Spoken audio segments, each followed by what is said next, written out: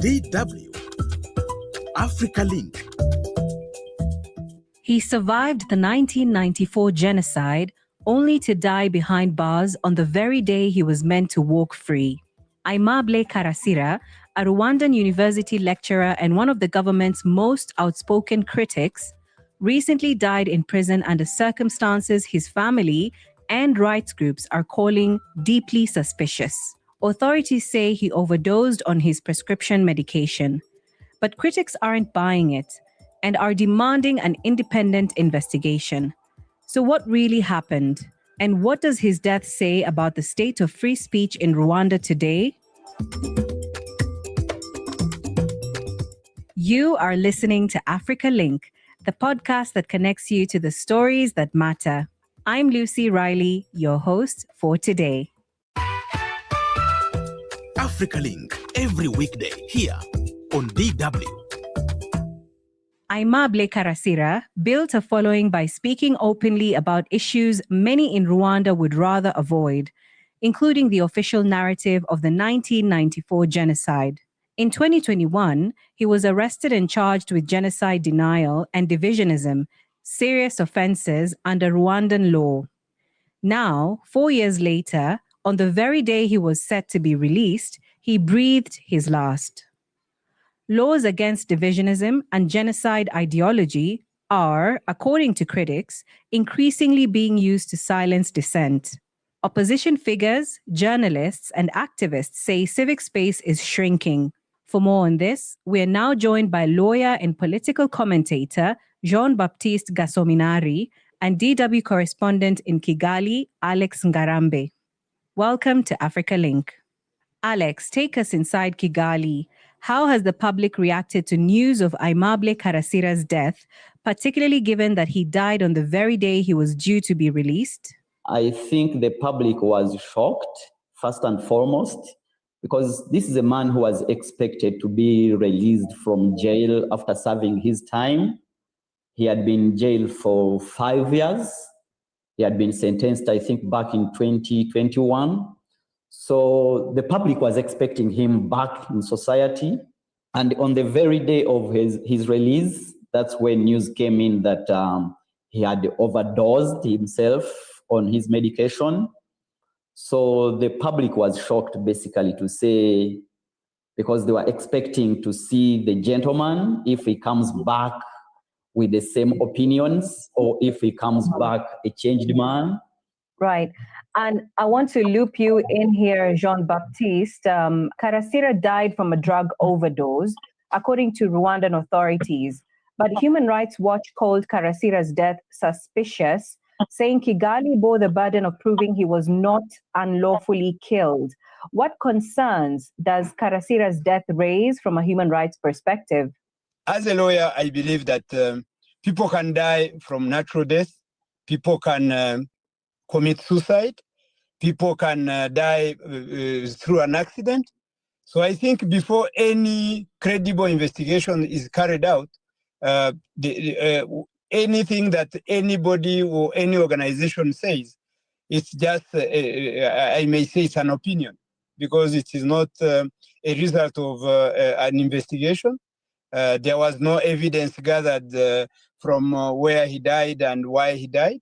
So I think it is premature to accuse anyone of the death, but taking it as a suspicious thing, that is very normal. But when you have suspicion, then you carry out investigation, and at the end of investigation, the findings will tell you if the hypothesis that you had are correct, have led to your conclusion. But concluding before investigating, for me, I found it a speculation. It's just pure speculation. It's an allegation. And when there are allegations and defense to those allegations, they are just allegations. So I believe I'm not even in a position to comment on allegations, because Human Rights Watch was not where Karasira died from. Human Rights Watch did not carry out any investigation. So any conclusion without findings from investigation are premature and lack any credibility. Jean Baptiste, I'm curious, how significant is it that Karasira died on the day he was due to be released? For me, I think it's just a coincidence because the exact cause of his death is not very well known because the official version is that he took overdose of drugs that he was taking. But as I was saying previously, I think before any investigation is carried out and the exact cause of his death is determined, then I think it will be premature to conclude by saying that this is suspicious or this is not the right cause or that. Yeah, I think for me, I call them pure speculations. And Jean, just maybe to broaden it out, because like you've said, he was charged under Rwanda's laws on genocide, denial, and divisionism. This is what we know. But these laws were originally designed to protect national healing after 1994. But also critics argue that they're now being weaponized against dissent. Where, in your view, is the line being crossed between legitimate protection and political silencing in Rwanda? I think this is something that happens all over the world, in all countries. So no one can draw a conclusion that laws are being used just to silence the critics.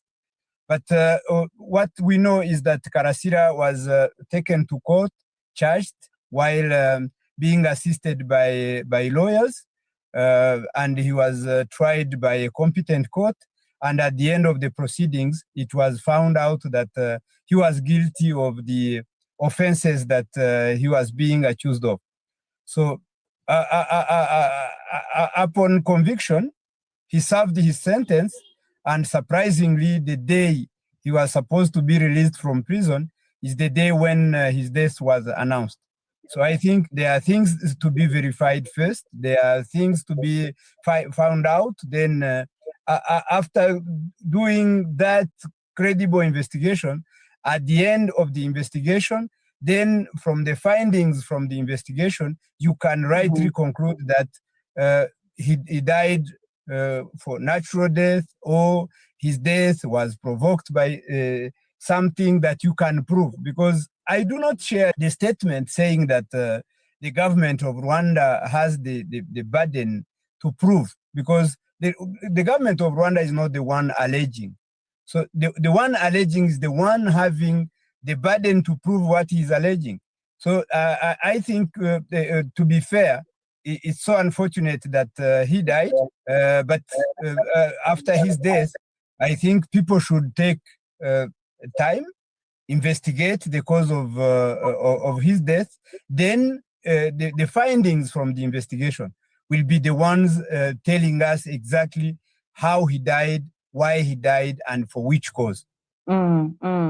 Alex, let me loop you back in here, because the government has rejected calls for, independent investigation from Human Rights Watch and others. How is that position being received locally? And what does it signal about, Kigali's willingness to engage with international scrutiny?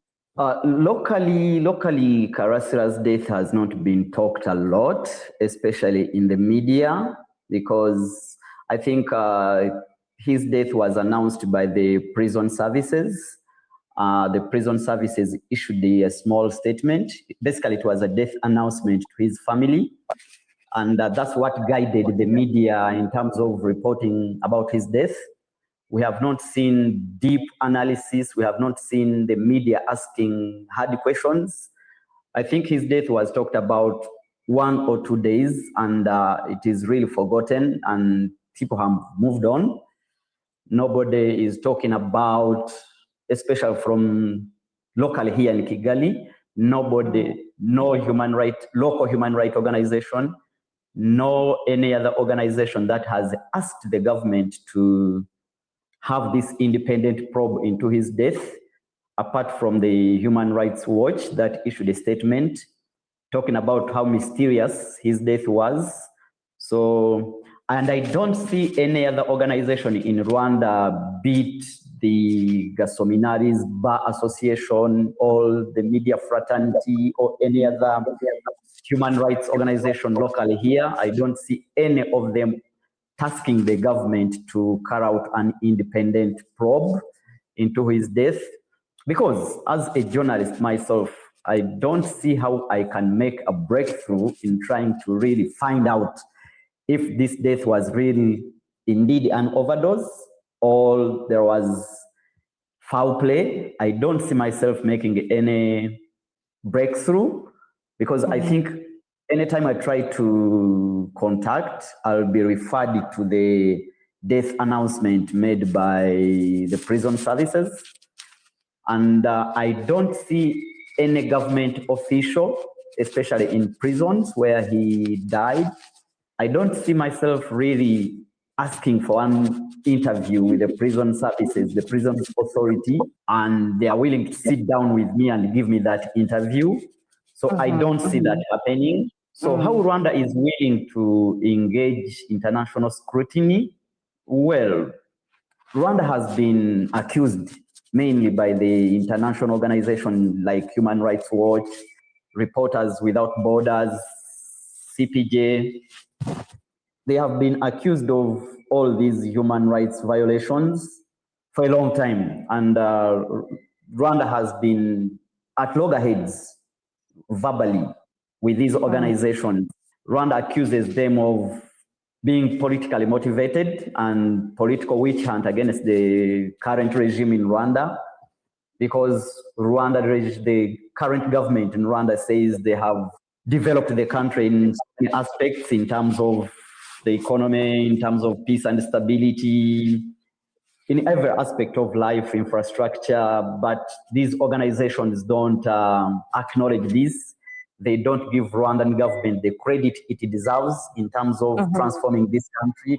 So it is always a back and forth between the government of Rwanda and these international organizations. So how soon they can sit down and harmonize and work together, because I think it is in the interest of all of us to work together, especially if in terms of such deaths where it leaves so many questions hanging. It would be better to have these independent commissions that can take over this and so many others to independently investigate them. So this can take only the political will in Rwanda and the goodwill from these international organizations, because maybe the Rwandan government could be true that they are politically motivated. And if they want independent results, then they don't have to be politically motivated. They have to come neutral and try to find the truth. So it is between the government of Rwanda to have this political will and also these international organizations to sit down with the government as equals and without any hidden motives and agenda. Right. So this would be in the best interest of everyone. Right. Let me loop you back in here, Jean Baptiste. What risks do critics face, especially when speaking out in Rwanda? Well, critics, if they do what they do, following what the law requires, they cannot face any consequence. But if they breach the law, then what do you expect? Those people are prosecuted, of course, and if found guilty, they are sentenced and sent to jail or given other sentences. Because in Rwanda, I may not say that the 14 million of people share the same views. People express their views differently through their publication in social media, in traditional media, and they are not in jail or they are not afraid of anything. But provided that they do it according to what the law requires. So if you contravene the law, obviously what you face is just prosecution because you have violated the law. So it is safe to air your opinion if it is against the opinion of the government, but provided that you do it in accordance with the law. When you do it contrary to what the law requires, then you are held accountable for what you have said. Yeah. All right, then let's just move a little bit to the laws on genocide ideology. Are those laws being used appropriately or selectively? I may say that they are being used appropriately because the government has no reason to use them selectively, because if that happens, then those laws will be against the constitution. And I believe as practitioners, they should sue that law and request its removal from the legal documents that are being used, because all citizens enjoy the same rights. They have the right to air their opinions. They have the right to be to equal justice. They are entitled to every single aspect that the law and the constitution accord to them. So I do not see a credible government applying laws with discrimination, applying them to some people and avoid to apply them to other people. I believe this can even lead to an uprising of the population, because that would be very unfair. That would be very unfair. I can't see that happen. Mm-hmm. Alex, let me bring you back in here before we come to a close. As a journalist working on the ground, what are the real risks and red lines when reporting on politically sensitive cases like this one of Karasira's? The risks could be there, like anywhere else. But again, we find ourselves in Rwanda really avoiding sensitive stories, or what you would call sensitive stories, mainly because we are not going to have sources. We don't have people speaking on record, especially when it comes to such controversial topics. Even the authorities, the government itself, when it comes to such controversial topics, they will simply issue a small statement, and that will guide the media coverage of such topics. We will not find a government official to sit down with. That is the biggest challenge. But the media has been changing over the years. I think the law has been changing regarding the media freedoms. And the media fraternity has also had a hand in these law reforms to make the media environment more friendly to journalists. We don't see, these days, we don't see so many journalists fleeing the country. We don't see so many journalists in jail. What we see mainly today are the YouTubers. YouTubers in Rwanda are getting arrested. Okay, I'd like to give you the closing remarks, Jean Baptiste. And I was just thinking as you were talking about, some of those who've been detained in East African countries and other African countries whose health has perhaps deteriorated, or the conditions of even the prisons might be questionable. But what lessons are there that other African countries could adopt, Jean Baptiste, in order to make conditions more favorable even for detainees? Thank you very much. I think the very first one is the respect of the law. The law gives guidelines that people should follow, so that they do their profession without any hindrance. This is one. I think we cannot just take it like global.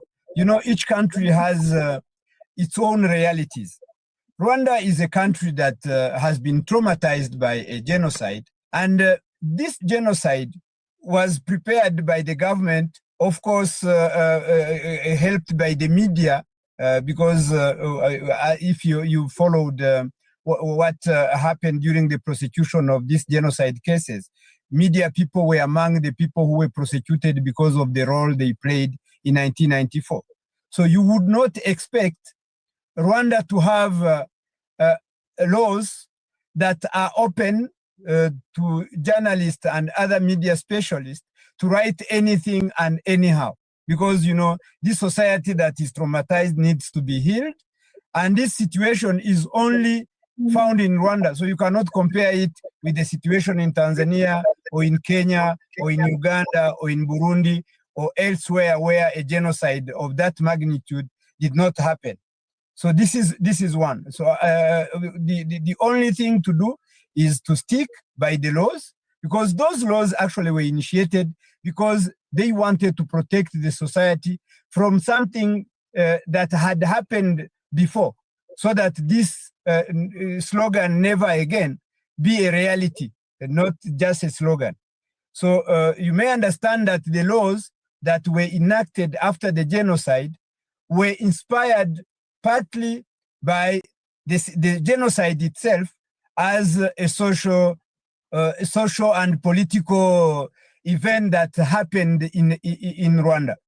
So this is why even journalists and other specialists should be very careful while broadcasting, while writing, while publishing, because there are sensitive stories that can lead the society to be traumatized further when they are not even healed from the trauma that they have encountered during genocide. So this is just a point that I wanted to raise. So Rwanda, even though it is 32 years after the genocide, but the consequences of genocide are being lived until today. So this is why what is happening in other countries and the way they are doing it would be slightly different from how the same is being done in Rwanda by professionals of media and other specialists who are writing and publishing. Stick by the law, do your job. If you contravene the law, then the law will deal with you. As simple as that. Yes, in as much as we have to do our job and do it right, it's my appeal that the government should open up to journalists. They should give us this information. They should not hide this information away. They should not fear the microphones. They should not fear the cameras. That's why journalists are always in the dark, because it is only government that can speak about these things. And if they keep quiet, they are not helping the situation. If they lock out the journalists, if they lock out this information, then speculation will always be there. And all these questions will be asked, because they have kept quiet. If they keep quiet, speculation is bound to happen. Gentlemen, thank you very much for your time. Lawyer and political commentator Jean Baptiste Gasominari and DW correspondent in Kigali, Alex Ngarambe. Thank you for your input today. Thank you. Karasira's death is not just about one man. It taps into a much bigger conversation about justice, accountability, and the limits of free expression in Rwanda. Rights groups including Human Rights Watch and Amnesty International have long warned about deaths and disappearances of government critics, and they're now demanding a transparent, independent probe into what happened in that prison cell. Ordinary Rwandans weigh in. I think he was a frustrated intellectual, like many in a tight political space in this country. So he exploded and did not know the terrain he was dealing with. But of course, in the various conversations, he definitely somebody who was traumatized by the past, and like many others, did not get sufficient psychosocial care, which was necessary. His death is unfortunate, but we don't know the full circumstances. He attracted, of course, an audience on social media, which is always there. But his statements did not necessarily reflect what was on the ground. Aimable Karasira namumenye. I got to know Aimable Karasira in 2012 through newspapers, where he was a lecturer at the university teaching information technology. Newspapers reported widely about him when he produced a song. Next time I heard, he was dismissed from university due to misconduct. And during COVID, he opened a YouTube channel with controversial topics until he went to jail, where he died. Those were some voices reacting to the death of Aimable Karasira. Rwanda is often praised for its stability and economic progress, but human rights groups say that progress comes at a cost. What do you think? Share your thoughts with us on Facebook and on TikTok at DW Africa. Listen to us on Spotify or wherever you get your podcast, And don't forget to subscribe to our DW Africa YouTube channel. This show was co-produced and edited by Eddie Micah Jr. I'm Lucy Riley. Thanks for listening.